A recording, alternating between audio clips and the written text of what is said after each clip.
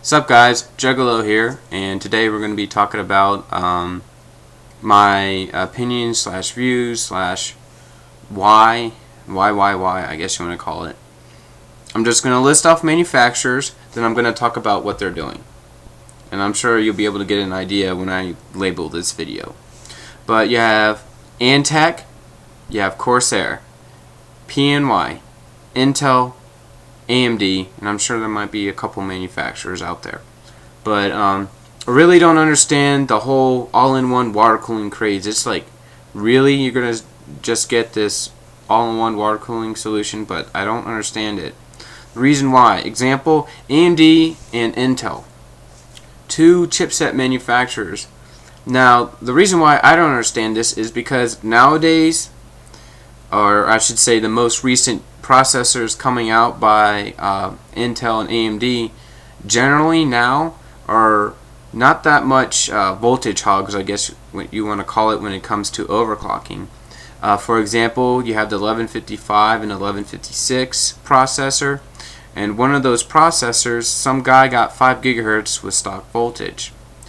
So with them coming out with these all-in-one cooling solutions with these new processors, I think Intel, it's going to be socket 2011, they might prove that these processors actually don't produce that much heat. Therefore, they're going to show off how well these processors perform with water cooling, but it will still be pretty low readouts as temperature-wise. Now with AMD, I don't know why they're jumping the bandwagon on that, because generally AMD produces a lot less heat from what I've seen. Now I could be wrong, but this is what I've seen when I built AMD rigs. Okay? You have PNY. They have a all-in-one water cooling solution for 2 graphics cards, but only 120mm radiator. That's fine if you're running stock voltage. Now if you want to overclock and start getting up there in the voltages, that 120 radiator is not going to dissipate the generation or the heat generated by those 2 cards. You can have a push-pull and I don't know what you would get, but you would really need a really fast fan. We're talking deltas, we're talking Panaflows, Kazis, pushing 133 CFM, 110 CFM, and they sound like a jet just ready to take off. These fans are really loud. If you think my Gentle Typhoon 5400 RPM fans are loud, check out those fans. They're pretty loud. So I don't understand why they're doing that. On top of that, I could see why the reason not AMD's doing it, but Intel's doing it with their new socket 2011 chip. That's because their new boards that are coming out, the layout has 2 memory slots on each side. Well, if you have a big heat sink for your processor, for example the Venomous X, what I have, or the Thermalright Silver Arrow, and if your heat spreaders, or whatever you want to call it, on your RAM chips, or your RAM, is too high, it's actually going to interfere with that cooler. And what I don't understand is why these manufacturers are continuing to make the heat spreaders for the RAM taller and taller and taller. It really, from what I've seen, it really doesn't matter like how tall it is. All you need is good airflow and you'll be fine. You don't need to make the heat spreaders, I'm probably exaggerating, but like 6 inches high or whatever. You really don't need to do that. So that's why I don't understand why these RAM manufacturers are doing that. And then you have with that Azatec. Azatec is the company that's producing all these coolers for all these manufacturers. So when a manufacturer says, oh, this is our cooling solution, blah blah blah blah, it's really Azatec's. And a good example of that is with the Intel article I saw, and it said with Intel's cooler, but then you see Intel on the cooler, then Azatec at the bottom. So that's pretty funny, saying it's our cooler, but it's really Azatec that's doing that. Now, do I see the point of water cooling the new processors, the 1155 to 1156? Not really, as I said before, with the low voltage that they're just required to do 4 gigahertz or 5 gigahertz, sometimes stock. I really don't see the point of water cooling it.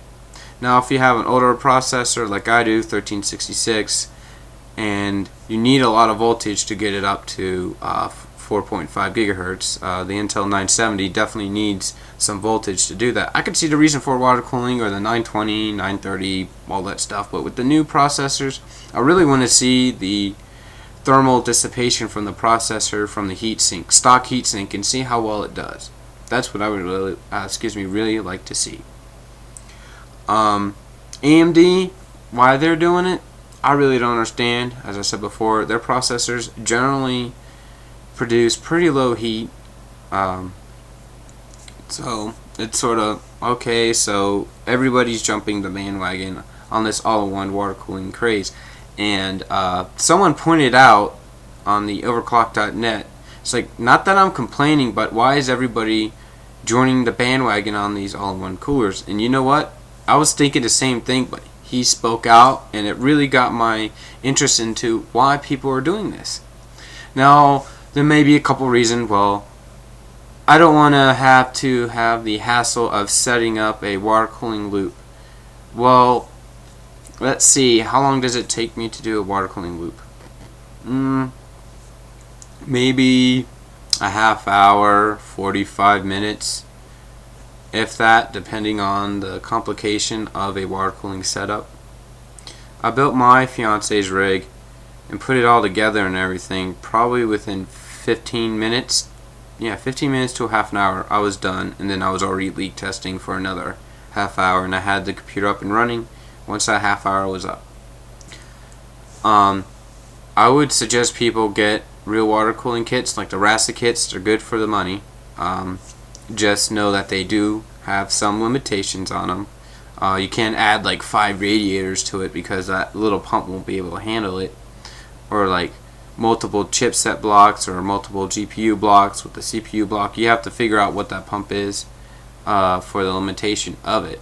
But it's still good if you want to water cool a CPU and 2 GPUs with a radiator and another one, or another rad. I think you'd be fine. I even saw it on overclock.net. Guys like, hey, I added another radiator and I have 2 GPUs and a CPU, and it works completely fine. So I would highly suggest people check out the new Rasa kits that are coming out, in my opinion, versus getting this all-in-one water cooling solution, because with the Rasa kits you'll get way more better performance than you were to get a all-in-one water cooling solution. And I guess this concludes my video, and feel free to put a comment and how you feel about all-in-one coolers. Do you use them? Do you don't use them? Do you custom water cool? All that stuff. And I guess that's it. Subscribe and rate this video. Click that like button, and you guys have a great day.